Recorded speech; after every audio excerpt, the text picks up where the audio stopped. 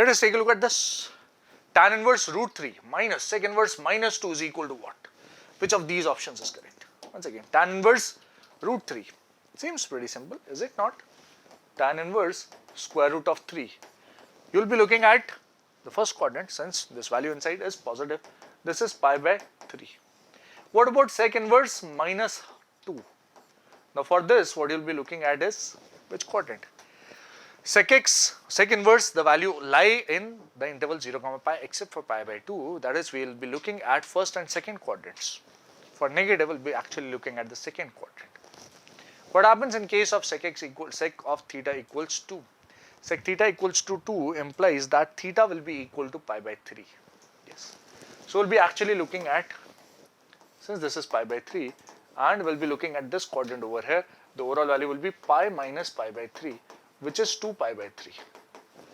Okay. Sec inverse minus 2 will be equal to 2 pi by 3. What do we need? We need this minus this. Okay. Subtract them. And what you get is pi by 3 minus 2 pi by 3. The overall value will be minus pi by 3.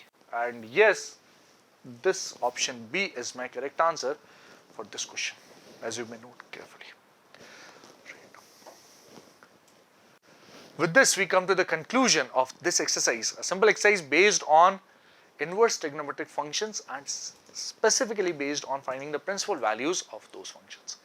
What we need to take care, what is the important thing that we need to take care of here is the domain and range of inverse trigonometric functions have to be remembered properly.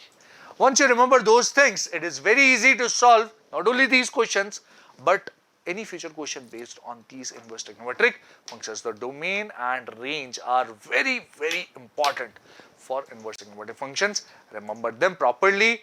Obviously, you'll have to remember the graph as well, and on the basis of that, you'll be able to prove properties, solve questions, and attempt all questions of ITF, right?